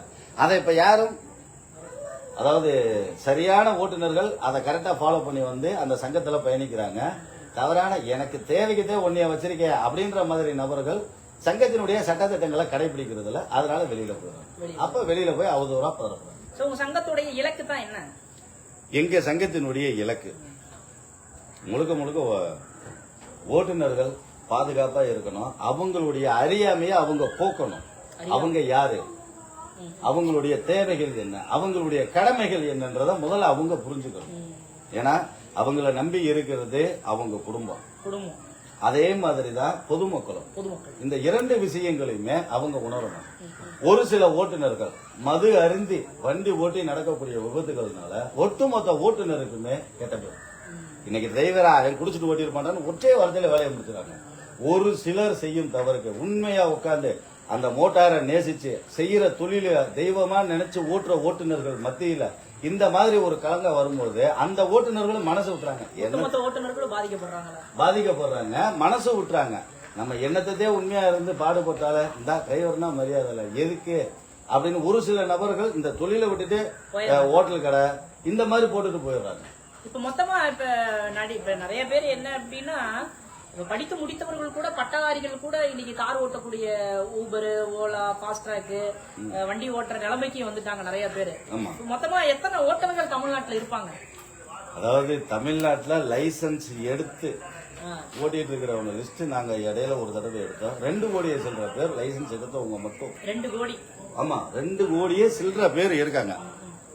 லைசன்ஸ் எடுத்த ஓட்டுநர்கள் மட்டும் 2 கோடிக்கு மேல இருக்காங்க. அப்ப அதிகமான ஜனத்தொகை உள்ள ஒரு தொழில், ஒரு இனம் அப்படின்னா அது ஓட்டுநர் இனம், ஓட்டுநர் தொழில் தான். 2 கோடி பேருக்குமே எனக்கு ஞாபகம் வருது என்னன்னா, இப்ப இந்த 2026 தேர்தல், இந்த 2026 தேர்தல்ல 2 கோடி ஓட்டுநர்கள் நினைத்தா அரசாங்கத்தையே மாத்த முடியுமா? அரசாங்கத்தை இந்திய நாட்டினுடைய தலையெழுத்தையே நாங்க மாத்த முடியும். கண்டிப்பா. இப்ப ஓட்டுநர்களுக்குன்னு நிறைய பேரு சில கட்சிகள்லாம் தொடங்கி இருக்கிறாங்க. அது நிறைய பேரு நிறைய விமர்சனங்கள் இருக்கு. அவங்க வந்து தேர்தல் நேரத்துல வந்து இத்தனை பேர் இருக்காங்கன்னு சொல்லிட்டு ஒரு அமௌண்ட் வாங்க போறாங்க அப்படின்னு ஒரு பக்கம் பேச்சு.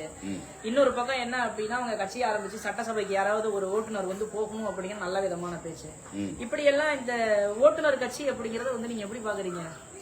அதாவது ஓட்டுநர் இதை வந்து நீங்க வந்து எப்படி சொல்லணும் அப்படின்னா, ஒரு தங்கவாண்டி அண்ணனா சொல்லணும், ஓட்டுநரா சொல்லக்கூடாது. ரைட். அதாவது ஓட்டுநர்கள் முதல்ல ஏன் கட்சி ஆரம்பிக்கணும் என்னுடைய ஃபர்ஸ்ட் கேள்வி. கட்சி ஆரம்பிக்க வேண்டிய அவசியம் இல்லை. ஏன்னா ஓட்டுநர்களுக்கான வேலை இது இல்லை. ஆனா ஓட்டுநர்கள் சேர்ந்து கட்சி ஆரம்பிக்கிறாங்க அப்படின்னா அப்ப ஓட்டுநர்களுக்கான தேவைகளை எல்லா இடங்கள்லயும் நாம சரியா பூர்த்தி பண்ண முடியல.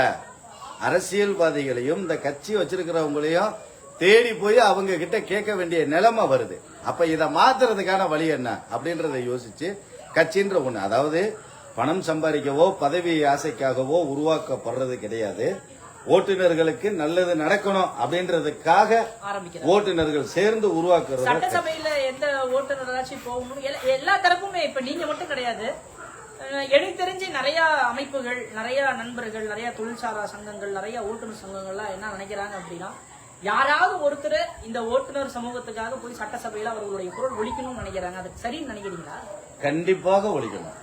ஒருவர் கிடையாது, ஒரு கால்வாசி பேராவது அங்க உட்கார்ந்து ஓட்டுநர்களினுடைய அவல நிலையை எடுத்துக்காட்டணும். ஒரே ஒரு சின்ன சிம்பிள் தான்.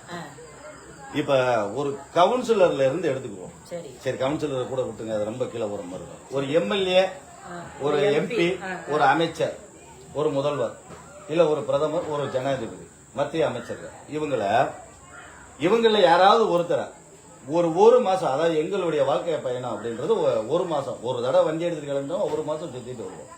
இந்த நபர்களை ஒரு மாசம் அந்த லாரியில உட்கார்ந்து எங்களோட பயணிச்சுட்டு வந்து ஓட்டுநர்களுக்கு இப்ப இருக்கிற சட்டத்திட்டம், இப்ப இருக்கிற நலத்திட்டங்கள்லாம் சரி அப்படின்னு சொன்னால் நாங்க ஏத்துக்கிறோம்.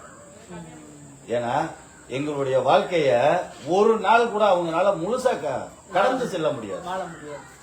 இன்ஜின் ஹீட்டு, அதான் சொல்றதுல ஒண்ணுக்கு இருக்க நினைச்ச இடத்துல ஒண்ணுக்கு இருக்க முடியாது. அதையே அடக்கிட்டு அதுக்குன்னு ஒரு இடம் இருக்கும், அங்கதான் போக முடியும். நினைச்ச இடத்துல பாத்ரூம் போக முடியாது.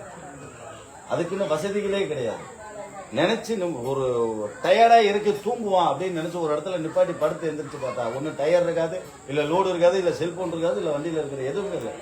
இந்த மாதிரியான பாதுகாப்பு இல்லாத நிலைமை, இப்படி ஏகப்பட்ட விஷயங்கள் இருக்கு. இந்த மாதிரி இருக்கக்கூடிய காலகட்டத்தில் இந்த காவல்துறையும் சரி, இந்த போக்குவரத்து துறையில இருக்கிறவங்க, அதாவது எல்லாருமே நம்ம குறை சொல்ல முடியாது. நீங்க சொன்ன மாதிரி என்னன்னா, ஒருத்தர் தவறு செய்ததுனால ஒட்டுமொத்த இனமும் பாதிக்கப்படுது அப்படிங்கிற ஒரு கருத்து மாதிரி எல்லா துறையிலும், அந்த போக்குவரத்து துறையா இருக்கட்டும், இந்த காவல்துறை, ஒருத்தர் தவறு செய்யறதுனால எல்லாருமே பாதிக்கப்படுறாங்க. குறிப்பா சொல்ல போனா சாத்தான்குள வழக்கு, நேத்து 9 காவலர்களுக்கும் பாத்தீங்கன்னா கிட்டத்தட்ட இரட்டை மரண தண்டனை கொடுத்திருக்காங்க. இந்த மாதிரி ஒருத்தர் தவறு செய்யறதுனால நிறைய பேர் பாதிக்கப்படுறாங்க. சரி, இந்த சம்பவத்தை பத்தி நீங்க என்ன நினைக்கிறீங்க? அந்த சம்பவத்தை நம்ம கடந்து வந்துருவோம். இந்த விஷயத்தை பேசுறோம். இப்ப இருக்கிற இந்த எம்எல்ஏ எம்பி சொல்றோம், மோட்டார் வாழ்க்கைய ஒரு மாசம் இருந்துட்டு வந்து பேசட்டுமே. ஏன்னா எங்களுடைய வாழ்க்கைய எடுத்து சொல்றதுக்கு ஆள் இல்ல. எங்களுடைய வலிகளை, எங்களுடைய அதாவது மண்டக்குள்ள இருக்கிற பிரஷரையும் சரி, மனசுக்குள்ள ஏற்படுற ரணத்தையும் சரி, உடம்பால அனுபவிக்கிற வலிகளையும் சரி எடுத்து சொல்றதுக்குன்னு எங்கள்ல ஒரு ஆள் யாருமே இல்ல. அந்த இடத்துல சட்டசபையா இருக்கட்டும், நாடாளுமன்றமா இருக்கட்டும், யாருமே இல்ல. அப்ப எங்கள்ல இருந்து ஒரு ஆள் அங்க போய் எங்களுடைய வலிகளை கத்தி சொல்லும் போதாவது அவங்களுக்கு கேட்குமான்னு நாங்க பாக்கணும். ஆமா, அதுதான். சரிண்ணா, இப்ப நிறைய இடங்களுக்கு பயணங்கள்லாம் போறீங்க. எப்படி இந்த பயணங்கள்லாம் வந்து இந்த சமூக வலைதளங்களுக்கு வந்த பின்னாடி நிறைய இடங்கள்ல, இப்ப போன ஒரு மாத காலத்துக்கு முன்னாடி கூட ஒரு சங்ககிரியில நினைக்கும் போது ஒரு டிரைவர் வந்து வணக்கம் சொல்லிட்டு பேசினாரு, எப்படி இருக்கீங்க அப்படின்னு. அந்த மாதிரி அன்புகள்லாம் நீங்க எப்படி பாக்குறீங்க? சமூக வலைதளங்கள் வழியா போய் நம்மள பாக்குற இந்த சமூக மக்கள் பார்வையில இது வந்து ஒரு டிரைவரா கேட்கல, டிரைவருக்காக நீங்க குரல் கொடுக்குறீங்க. நானும் ஒரு ஆர்ஜே, நிறைய இடங்களுக்கு போறேன், நமக்கும் நிறைய நபர்கள்லாம் இருக்காங்க. இந்த மனநிலையை நீங்க எப்படி சமாளிக்கிறீங்க? அந்த தருணத்துல சுதந்திரமா இருக்க முடியுதா? அதாவது சுதந்திரமா இருக்குன்றதை தாண்டி நான் ஏதோ பிரயோஜனமா ஒரு சில விஷயங்கள் செய்யறேன், அதனால நண்பர்கள் எனக்கு கொடுக்குற காணிக்கையா அதை நினைச்சுக்கிறேன். என்னை பார்த்து பேசும்போது எனக்கு அந்த இடத்துல கிடைக்கிறது, நாம ஏதோ இப்ப வரைக்கும் பிரயோஜனமா ஏதோ 1-2 செய்யறோம், அதுக்கு அவங்க கொடுக்குற மரியாதை, அதனால அப்படின்றதுல மனதில் இந்த TNADA ஆப்னு சொல்லிட்டு நீங்க வந்து உருவாக்கி இருக்கீங்க. அது வந்து இன்னும் ஒரு சில காலங்கள்ல வந்து நம்ம மக்கள் மத்தியில கொண்டு போய் போகுது. ஆமா, இப்ப ஊபர்னு ஒரு ஆப் இருக்கு, ஓலான்னு ஒரு ஆப் இருக்கு. எனக்கு தெரிஞ்சு நான் சொல்றேன், ரெட் டாக்ஸின்னு ஒரு ஆப் இருக்கு. நிறைய பேர் இதை ஒழிக்க குரல் கொடுத்துட்டு இருக்காங்க. அது ஒழிச்சாலும் சரி, ஒழிக்கலாம். எனக்கு தெரிஞ்சு நான் சொல்றேன், ஏன்னா இதுல இருந்து நிறைய பாயிண்ட் எல்லாம் எடுத்து கமாண்டா போடுவாங்க. அதனால நிறைய விதமான ஆப்புகள்லாம் இருக்கு. டிரைவருக்குன்னு ஒரு ஆப் வந்து உருவாக்கி இருக்கீங்க. அதுல என்ன அம்சங்கள்லாம், ஒரு சில அம்சங்கள் மட்டும் நீங்க சொல்லி நல்லா இருக்குன்னு நினைக்கிறேன். அதாவது TNADA அப்படின்ற ஆப்பை வந்து நம்ம பிளே ஸ்டோர்ல உருவாக்கி இருக்கிறது முழுக்க ஓட்டுநர்களுக்கான தேவைகளை நாம பூர்த்தி பண்ணி கொடுக்கணும் அப்படின்றதுக்காக TNADA அப்படின்னு சொல்லி நம்மளுடைய ஆப் பிளே ஸ்டோர்ல இப்பயும் இருக்கு. இப்ப நார்மலா நீங்க பாத்தீங்கன்னா அதுல வீடியோக்கள், இப்ப சட்டம் சார்ந்த விஷயங்கள், மோட்டார் வாகன சட்டம், இந்த மாதிரி அடிப்படை சட்டங்கள் சார்ந்த விஷயங்களை நம்ம கொடுத்துருப்போம். இப்ப அதுக்குள்ள அடுத்து என்னென்ன விஷயங்களை நம்ம கொண்டு வரோம் அப்படின்னா, ஒரு ஓட்டுநருக்கு தேவையான அனைத்தும் அந்த வெப்சைட்டுக்குள்ள நம்ம கொண்டு வந்துருவோம். இப்பயே சொல்லிடலாமா? ஓகே. அதாவது ஒரு ஓட்டுநருக்கு தேவையான முழு தகவலும் முழு உதவியும் நீங்க இருக்கிற இடத்துல நீங்க என்ன செய்யணும், ஒரு சம்பவம் நடந்துச்சு அப்படின்னா அதை நீங்க என்ன செய்யணும், எப்படி அதை சமாளிக்கணும், அதற்கான அனைத்து விதமான கைட்லைன்ஸ் உங்க கூட நின்று ஒரு சட்ட மேதை உங்களை வழி நடத்தினா எப்படி நீங்க அந்த இடத்துல செயல்படுவீங்களோ அந்த மாதிரி அனைத்து விஷயங்களும் உங்களுக்கு செஞ்சு கொடுக்கக்கூடிய வகையில தான் இந்த TNADA அப்படின்ற ஆப் பிளே ஸ்டோர்ல. சரி, உங்க சங்கத்துல சேர்ந்தா டிரைவர்களுக்கு என்னென்ன நன்மைகள் கிடைக்கும்? நன்மைகள் முழுக்க வந்து நம்ம சொல்ற விஷயங்கள் ஒண்ணுதான். ஓட்டுநர்களை ஒன்னாக்குறதுக்கான முதல் நோக்கம் நம்மளுடைய பலம் என்னன்னு நமக்கு தெரியணும், நம்மளுடைய பலகீனம் என்னன்றதை நம்ம தெரிஞ்சுக்கிறோம். ஓட்டுநர் ஒன்னா இருக்கோம் அப்படின்னா நம்மளுடைய மாற்றங்களே வேற. இப்ப வரைக்கும் அது யாருக்குமே தெரியல. உதவின்றது காமனா எல்லாருமே செய்யறது, முடிகிற நபர் முடியாத நபருக்கு செய்யக்கூடியதுதான் ஒரு உதவி. நம்ம சங்கத்துல இருந்து எல்லாமே செஞ்சுட்டு தான் இருக்கோம். இத பட்டியல் போட்டு நம்ம சொல்ல வேண்டாமே. Okay, right. ஏன்னா அது வேற்றுமையை பிரிச்சு கொண்டு வர மாதிரி இருக்கு. நம்ம சங்கத்தை நம்பி உதவின்னு கேட்டு வர்ற அத்தனை பேருக்கும் நம்ம சங்கத்துல கார்டு போட்டு இருக்கிற அத்தனை பேருக்கு நம்ம செஞ்சு கொடுத்துட்டு தான் இருக்கோம். கார்டு போடாமல் இப்ப வரைக்கும் உதவின்னு கேட்கறவங்களுக்கு சம்பள பாக்கி மட்டுமே கிட்டத்தட்ட எனக்கு தெரிஞ்சு ஒரு 5000 பேருக்கு மேல சம்பள பாக்கி மட்டுமே வாங்கி கொடுத்துருப்பேன். அதுக்கப்புறம் நிதி உதவின்றது அது ஒரு கான்செப்ட்ல போய்கிட்டு தான் இருக்கு. சொல்லி செய்ய வேண்டியதில்லை. விஷயங்கள்லாம் நிறைய இருக்கு நண்பர்களே. என்ன வலைதளங்கள் வழியாகவே எல்லாத்தையும் சொல்லி சொல்லி சொல்லி சொல்லி போர் அடிக்க விரும்பல. என்னுடைய கான்செப்ட். சரி, ஓட்டுநர்களுக்குள்ள எப்பதான் ஒற்றுமை வரும்? அதாவது இதை வந்து நான் ஏன் கேக்குறேன்னா, எனக்கு தெரிஞ்சு நான் 2019 இருந்து இந்த டிரைவர்களுக்காக குரல் கொடுக்குறேன். குட்டி பிரகாஷ் வந்து ஓட்டுநர்களுக்காக நிறைய அவருடைய வழிகளை உணர்ந்து பேசுவாரு. அதன் மூலமா தான் கிடைத்த சகோதரர் நீங்க. கிட்டத்தட்ட ஒரு 4-5 வருடமா பாக்க நினைச்சு கிட்டத்தட்ட ஒரு 2 வருடமா தான் நம்ம பயணிச்சுட்டு இருக்கோம். நிறைய இடங்களுக்கு வந்து நம்ம பயணிக்கிறோம். அப்படிங்கும் போது டிரைவர்களுக்காக நம்ம வந்து நிறைய குரல் கொடுத்துட்டு இருக்கோம். நிறைய இடங்கள்ல நிறைய டிரைவர்களுக்கு விழிப்புணர்வு ஏற்படுத்திட்டு இருக்கோம். நீங்களும் தொடர்ச்சியா எல்லா விஷயங்களையும் பேசுறீங்க. ஆனா என்ன, இன்னுமே இந்த ஓட்டுநர் சமூகத்துல வந்து ஒற்றுமை இல்லையே. அது வந்து ஒரு ஆதங்கமா ஒரு பேச்சாளர் தான் எனக்கு இருக்கு. எனக்கு பொதுவா வந்து டிரைவர்கள் படக்கூடிய கஷ்டங்கள் தெரியும். உண்மையாலுமே அவங்க கஷ்டப்படுறாங்களான்னு நான் தெரிஞ்சுக்கிறதுக்காக லாரியில போயிருக்கேன், கார்ல போயிருக்கேன், அவங்களுடைய தங்கி எல்லாம் பாத்துருக்கோம். உண்மையாலுமே கஷ்டப்படுறாங்க. நம்ம நல்ல சமூகத்துக்காக தான் குரல் கொடுத்துட்டு இருக்கோம். அவங்களுக்காக ஏதோ ஒரு விஷயத்துக்காக நம்ம பண்ணிட்டு இருக்கோம் அப்படின்னு நிறைய இடங்கள்ல இந்த ட்ரங்க் அண்ட் டிரைவ் வரும்போது கூட நிறைய இடங்கள்ல போராட்டங்கள் நடத்தினாங்க. அந்த போராட்டத்திலயும் நிறைய வாய்ப்புகள் சார்பா நானும் பங்கு பெற்றேன், குரல் கொடுத்த எல்லாமே. இப்படி எல்லாமே நம்ம வந்து குரல் கொடுத்துட்டு இருக்கும்போது ஒரே ஒரு விஷயம் மட்டும் தான் எனக்கு தோணுது, இன்னும் ஏன் அந்த ஒற்றுமைங்கிறது வரல அப்படிங்கிற ஒரு ஆதங்கம் எனக்கு இருக்கு. அதுக்கு உங்களால பதில் சொல்ல முடியுமா? கண்டிப்பா சொல்ல முடியும். ஏன்னா இந்த ஆதங்கம் உங்களுக்கு இருக்கு அப்படின்னு நினைக்கிறேன். அதாவது ஓட்டுநர்கள் அத்தனை பேரையும் ஒண்ணு சேர்க்கணும், ஒரே கட்டத்துக்குள்ள கொண்டு வரணும். அது என்னைக்கு நடக்கும் அப்படின்னு சொல்லி எனக்கு தெரிஞ்சு சிவன், பிரம்மா, விஷ்ணு இவங்க 3 பேரை கேட்டாலும் அவங்களே உட்காந்து யோசிப்பாங்க என்னைக்கு அப்படின்னு. காலத்தை தேடுற நிலைமைக்கு போயிடுவாங்க. ஏன்னா இங்க இருக்கிற எல்லாருடைய, அதாவது எப்படி சொல்றது, ஓட்டுநர்கள் ஒவ்வொருத்தருமே ஒவ்வொரு ரகம். இதுல 4 விதமா நம்ம ஓட்டுநர்களை பிரிக்கலாம். அதாவது எதுவுமே தெரியாம நம்ம வாழ்க்கை, நம்ம வண்டி, நம்ம குடும்பம் அப்படின்னு போற ஓட்டுநர்கள் ஒரு கால்வாசி பேர். இன்னொரு கால்வாசி பேர் நாம இருக்கோம், நம்ம 4 பேருக்கு ஏதாவது செய்யணும் அப்படின்னு நினைக்கிறவங்க ஒரு கால்வாசி பேர். ஒரு கால்வாசி பேர் நான் என் குடும்பம் அப்படின்ற கான்செப்ட்ல இருக்கிறவங்க கால்வாசி பேர். இந்த இன்னொரு கால்வாசி பேர் இருக்காங்க தெரியுமா? இந்த 3 பேருக்குமே சம்பந்தமே இல்லாத நபர்கள். அவங்களுடைய வேலை என்னன்னா, நக்கீரர் மாதிரி குற்றம் கண்டுபிடிக்கிறது மட்டும்தான் வேலை. அவங்க எந்த வேலையும் செய்ய மாட்டாங்க. ஒரு நபருக்கு கீழே விழுந்து கிடக்காரு, அவர் போய் இன்னொருத்தர் தூக்குறாரு அப்படின்னா, அப்படி பிடிச்சி தூக்காத, இப்படி பிடிச்சி தூக்கு. அவர் நின்னுகிட்டு டைரக்ஷன் மட்டும்தான் பண்ணுவார். அவர் வந்து இறங்கி செய்ய மாட்டார். செய்யறவன குறை சொல்றது, அவன் மேல குத்தம் சொல்றது, இந்த மாதிரி இருக்கக்கூடிய கால்வாசி பேர். இந்த கால்வாசி பேர்னாலதான் இந்த 3 பேரையும் ஒண்ணு சேர்க்க முடியும். இந்த நபர்கள் திருந்தாம இது மாறாது. அதாவது தன்னுடைய குறை என்ன, அறிஞர்கள் முன்னோர்கள் என்ன சொல்லியிருக்காங்க, ஒரு மனுஷன் முன்னுக்கு வரணும், அவன் சரியான மனிதனா அப்படின்றத அவன் தெரிஞ்சுக்கணும் அப்படின்னா முதல்ல தன்னுடைய குறைகளை கண்டுபிடிச்சு தாங்கிட்ட இருக்கிற குறைகளை சரி பண்ணி வாழ தெரிஞ்சவன் தான் உண்மையான மனித வாழ்வு. ஒரு சரியான மனிதன் அவன் தான் அப்படின்றது நம்ம முன்னோர்கள் சொல்லிட்டு போயிருக்காங்க. ஆனா இதுல இந்த காவல் பேர் சொன்னல, என் தூங்கி எந்திரிச்ச உடனே வீட்டுல இருந்தா வீட்டுல இருக்கிறவங்களை குறை சொல்றது, வெளியில இருந்தா வெளியில இருக்கிறவங்க குறை கண்டுபிடிக்கிறது அடுத்தவங்க மட்டும். நம்ம கிட்ட இருக்கிற குறைய பத்தி அவங்க கவலையப்பட மாட்டாங்க. அவங்களுக்கு தெரியாது நாம என்ன குறையில இருக்கோம்ன்றதே தெரியாது. குறைகள் அப்படின்னு ஞாபகம் வருது. விமர்சனங்களை எப்படி கடந்து செல்றீங்க? அதாவது விமர்சனங்களுக்கு மட்டும் பஞ்சம் இல்லாத அதனாலதான் உங்களை நான் வந்து இந்த நேரலையில கூட்டிட்டு வந்து நிறுத்தி உங்களை கேள்விகள் கேட்கணும் அப்படிங்கறதுனாலதான் வந்து இந்த நேரலையே நான் போட்டிருக்கேன்னு வச்சுக்கோங்களேன். ஒரு உண்மையான ஒரு விஷயம் என்ன அப்படின்னா, டிரைவர்களுக்காக குரல் கொடுக்குறீங்க, நிறைய விஷயங்கள் பண்றீங்க, சமூக வலைதளங்கள்ல பாக்குறீங்க. சரி, நம்ம தளத்துல போட்டா சரி இப்படிப்பட்ட மனிதரையும் நம்ம தளத்துல அறிமுகப்படுத்துற மாதிரி இருக்கும். ரெண்டாவது வந்து டிரைவர்கள் பத்தி நிறைய விஷயங்கள் உங்ககிட்ட இருக்கு. நிறைய பேர் பேசுறாங்க, நிறைய பேர் குரல் கொடுக்குறாங்க, நான் உட்பட. எனக்கு உண்மையாலுமே சொல்ல போறேன், இந்த டீட்டெயில் எல்லாம் எனக்கு தெரியாது. எனக்கு பொதுவா டிரைவர் யாரா இருந்தாலும் சரி, எந்த துறையா இருந்தாலும் சரி, ஒரு ஆர்ஜேவா நான் இப்படி பேசணும்னா அவங்களுடைய வாழ்க்கை மனநிலைமையை நான் வந்து பேசிட்டு அதை வந்து நம்ம கடந்து போயிருவோம்.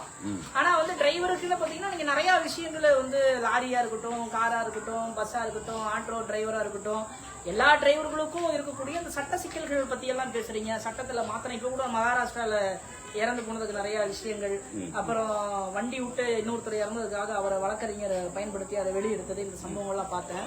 அப்படி பார்க்கும்போது உங்களை அறிமுகப்படுத்தணும் அப்படின்னு தோணுச்சு. அப்படி பார்க்கும்போது சரி, நீங்களும் ஒரு சங்கம் வச்சிருக்கீங்களே, உண்மையாலுமே அந்த சங்கத்தின் நோக்கங்கள் என்ன? சில பார்க்கக்கூடிய மக்கள், பார்க்கக்கூடிய நண்பர்கள் கூட வந்து இணையலாம் நம்மளை பார்த்துட்டு. அப்படிங்கறத கடந்து டிரைவருக்காக ஒரு டிரைவரோட உங்களை மட்டும் கிடையாது, எல்லா டிரைவர்களையும் நான் நேசிக்கக்கூடியவன் தான். சோ அப்படி ஒவ்வொருத்தட்டையும் ஒரு விஷயங்கள் இருக்குமே, அதை வந்து இன்னும் நாள்தோறும் வந்து எல்லாருக்கும் கொண்டு போகலாம் அப்படிங்கறதுனாலதான் இன்னைக்கு வந்து இந்த நேரலை வந்து உண்மையாலுமே எடுத்தது அதை வந்து ஒரு காரணத்தினாலதான். ரெண்டாவது என்ன அப்படின்னா, நம்ம நல்ல விஷயங்கள் பண்ணும்போது அதை பத்தி குறை சொல்வதற்கான 1000 பேர் வருவாங்க. கண்டிப்பா. நம்ம இப்ப கூட நம்ம நேரடியில் நம்ம பேசுறோம் அப்படின்னா இதை விமர்சிப்பதற்கும் ஆள் இருப்பாங்க. ஆனா உண்மையாலுமே அவங்கவுங்க படக்கூடிய கஷ்டங்கள், சூழ்நிலைகள் அவங்கவுங்களுக்கு மட்டும் தான் தெரியும்.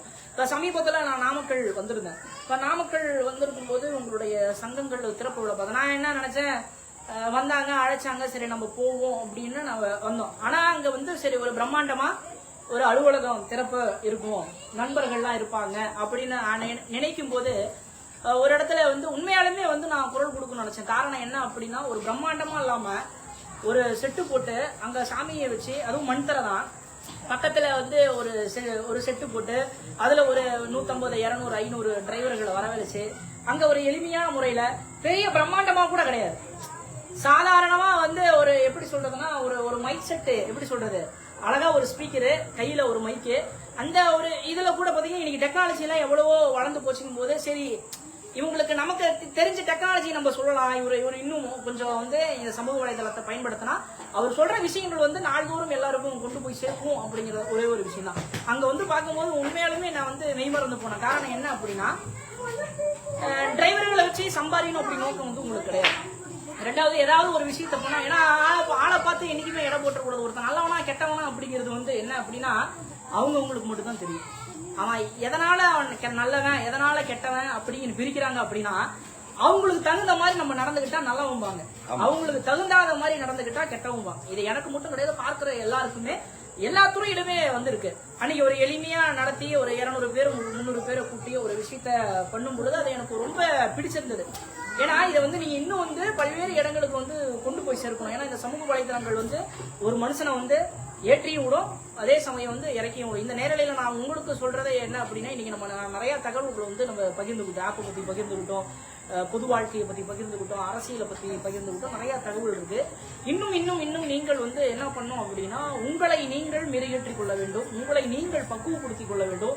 சமூக வலைதளங்கள் அந்த விமர்சனங்கள் அப்படிங்கும் போது நான் எல்லாருக்கும் சொல்றதுதான், ஒரு பந்தயத்துல குதிரை ஓடும் போது அந்த குதிரையை பார்த்து எல்லா குதிரையும் ஒரு நாள் தோக்கடிக்கணும்னு நினைக்கிறாங்க, கடைசியில அந்த குதிரை எப்படியாச்சும் ஒழிச்சிடணும்னு நினைக்கிறாங்க. அந்த குதிரையை உரிமையாளரும் பணத்தை வாங்கிட்டு விச ஊசி போட்டுறாரு. பந்தயத்துல எல்லாருமே ஓடும்போது அந்த குதிரையை பார்த்து எல்லா குதிரை உரிமையாளரும் சிரிக்கிறாங்க, எப்பா எப்படியாவது மடங்கி விழுந்துருச்சு அப்படின்னு சொல்லி நினைக்கும் பொழுது அந்த குதிரை மீண்டும் எழுந்து ஓடி நின்று போய் எதற்காக வெற்றி பெற்றுச்சு அப்படின்னா, தன்னை சார்ந்தவர்களுக்காக வெற்றி பெற்றுச்சு. இது ஒரு விமர்சனமான ஒரு கதை. ரெண்டாவது என்ன அப்படின்னா, நம்ம உடன் இருப்பவர்களே பாத்தீங்கன்னா என்ன பண்றாங்க அப்படின்னா, ஒரு குதிரையை வளர்க்குறாங்க, கிட்டத்தட்ட ஒரு 25 வருஷம் ஒற்றுமையா இருக்கிறாங்க. திடீர்னு பார்த்தா அந்த குதிரைக்கு வயசாயிருச்சு, அந்த குதிரையை வந்து சாவடிக்கணும் பிளான் பண்ணி என்ன பண்றாங்க அப்படின்னா, ஒரு குழிக்குள்ள வந்து தள்ளிடுறாங்க. அந்த உரிமையாளரும் பணத்தை வாங்கிட்டு விவசாயிகிட்ட சொல்லி மண்ணை எடுத்து பாத்தீங்கன்னா அந்த குதிரைய மூடுறதுக்கு பிளான் பண்றாங்க. ஆனா அந்த குதிரை என்ன பண்ணுச்சா, தான் மேல போட்ட மண்ணையும் ஜல்லியும் போட்டு இது பண்ணி மேல ஏறி வந்து வெற்றி அடைஞ்சது. எதனால சொல்ல வரேன்னா, வாழ்க்கையில பல விமர்சனங்கள் வந்தாலும் அந்த விமர்சனங்களை கடந்து போவது மட்டும் கிடையாது. சில நேரங்கள் அந்த விமர்சனங்கள் என்ன விமர்சனங்கள் அப்படிங்கிறது பார்க்கும். உண்மையா இருந்தா அதை நம்ம மாத்திக்கணும், உண்மை இல்லை அப்படின்னா அதை மாத்தி மற்றவங்களுக்கு நம்ம புரிய வச்சணும் அப்படிங்கிறது தான் கடமை. ஏன்னா நீங்க சமூக வலைதளங்கள் இருக்கீங்க, நிறைய விஷயங்கள் போடுறீங்க, நானும் பல கமெண்ட்கள்லாம் பார்ப்பது உண்டு. அதாவது என்னைக்குமே உங்களை உயர்த்தி பேசும் நானா கூட இருக்கட்டும், உங்களை உயர்த்தி பேசுபவர்களை யாரையும் நம்பாதீர்கள். கூட உங்களுக்கு யாரு வந்து நம்மளை உயர்த்தி பேசுகிறார்களோ அவர்கள் தான் முதல்ல நமக்கு பின்னாடி முதுகுல குத்துவாங்க அப்படிங்கிறது தான் ஒரு தெல்லம் தெளிவான உண்மை. நிறைய நேரம் வந்து பகிர்ந்து விட்டன. சோ வந்து இன்னைக்கு வந்து தங்கபாண்டி அண்ணன் உண்மையாகவே விமர்சனங்களை பத்தின ஒரு தகவல் நான் தெரியப்படுத்துறேன், சொல்லிருங்க. அதாவது விமர்சனம் அப்படின்றது பேஸ்புக்ல ஒரு கமெண்டா போடுறதோ, இன்ஸ்டாகிராம்ல ஒரு கமெண்டா போடுறதோ, யூடியூப்ல ஒரு கமெண்டா போடுறதோ எந்த ஒரு நல்லதாவது நடந்துருமா? தெரியப்படுத்துங்க. ஒண்ணுமே மாற போறது இல்ல. நீங்க யாரை தாக்கி விமர்சனம் போடுறீங்களோ அந்த நபர் அதுக்கான ரியாக்ஷன் காமிச்சா மட்டும்தான் அது அந்த நபருக்கு முதல்ல தெரியும். இப்ப வரைக்கும் என்னை பத்தி சொல்லிட்டு இருக்கிற கமெண்ட்களை எதையுமே நான் படிக்க மாட்டேன், அதுக்கு நான் செவியும் கொடுக்க மாட்டேன். ஒரே ஒரு விஷயம் சொல்றேன், என்கிட்ட குறைகள் இருக்கா, அந்த குறைகளை நேரடியாக எனக்கு கால் பண்ணி நீங்க பண்றது இந்த இடத்துல இந்த தவறுகள் இதை மாத்திக்கங்க அப்படின்றத நீங்க தாராளமா சொல்லலாம். என்னுடைய வீடியோக்கள் அனைத்திலையுமே என்னுடைய போன் நம்பர் இருக்கு. அப்படி இல்லையா, ஒவ்வொரு மாவட்டத்திலையுமே நான் மீட்டிங் போடும்போது கண்டிப்பா வீடியோ வழியாகத்தான் நான் மீட்டிங்கே போறேன். எந்த மீட்டிங்க்கு யாரையும் வராதீங்கன்னு நான் சொல்ல மாட்டேன், எல்லாரும் வாங்கன்னு தான் கூப்பிடுவேன். கமாண்ட் போட்டு விமர்சனம் பண்ணக்கூடிய நபர்கள் நேரடியாக மீட்டிங் வாங்க, என்கிட்ட இருக்கிற குறைகளை என்னுடைய முகத்துக்கு நேரம் நீங்க தெரியப்படுத்துங்க. அப்ப அதை மாத்துறதுக்கான வழியை நான் பண்ணலாம். இல்ல இன்னொரு விஷயம் சொல்லிடுறேன். ஒரு நபர் வந்து என்னை பத்தி ஒரு வீடியோ ஒண்ணு எடிட் பண்ணி போறாரு ஒரு பையன். சும்மாவே அலசல் புலசல், இதுல வேறயா என்னப்பா இந்த மாதிரி ஒரு வீடியோ போட்டிருக்க, யாருப்பா நீ அப்படின்னு.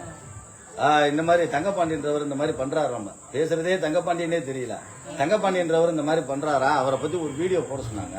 அந்த பையன் வந்து இன்ஸ்டாகிராம்ல பிரபலமா இருக்கிற பையன் தான், பேர் சொல்ல விரும்பல, போடுறாப்ல தங்கப்பாண்டி இந்த மாதிரி பண்றாப்ல, அந்த ஆளை பத்தி வீடியோ போட சொன்னாங்க, நான் போட்டுருக்கேன். சரிப்பா நீ எந்த ஊருப்பா அப்படின்னா அந்த ஊரு பேரை சொன்னாப்ல.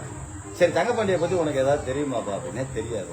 அப்புறம் எதுக்குப்பா அந்த வீடியோவை உன்னோட பேஜ்ல நீ போஸ்ட்ல போட்டிருக்க, போட சொன்னாங்க போட்டேன்.